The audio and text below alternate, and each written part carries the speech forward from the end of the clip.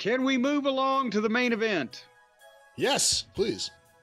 They brought Jim Ross back for color in Oklahoma City, and he didn't even get an entrance on television. They came back from the break, and there's JR standing there at the desk. And his voice sounded good. Remember, he'd been sounding rough there with that regular traveling schedule. But to point it, they've got a pop that people will react to. I'm not saying if it had been Des Moines, give JR an entrance, but it's Oklahoma City. But they had to get this off-brand outlaw tournament match in. Jay White and Jon Moxley, the plumber and the sling blade or the switchblade or the gay blade or whatever the he is. Zorro. Old Zorro White. Did someone say blade? There you go.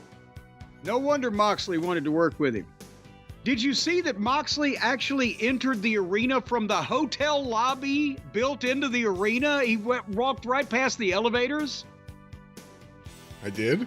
What the? We never usually see him from that early on in his descent. Well, no, it's because whatever building they're in, the lobby of the hotel opens right into the arena, and that's, I guess, the only place they could bring him in and shoot him. But so we were at the deal after all these other matches. If Moxley either drew with White or won, then we would get Swerve versus Moxley.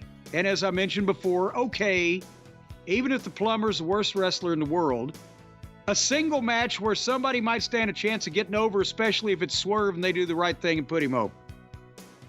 But if Jay White wins, it's a three-way final. And of course, then we knew from the start, because Tony can't help himself from fucking the final up too and making it a three-way garbage match instead of doing anything that might be productive for business. So we knew the finish. And Jay White is another guy that is, as I mentioned, substandard to Mark Briscoe in every aspect of the wrestling profession. But they've pushed him to the fucking moon. And they rang the bell with 13 minutes left in the show, and they were already talking about a run over. And to be honest, I zoned out on this because it's the plumber and Jay White, and who gives a shit. But sure enough, the DVR froze up again. They're getting their overruns approved in advance, apparently. They're just not bothering to tell the cable systems. What happened for you on this? Oh, and by the way, spoiler, Jay White won, so we get a three-way.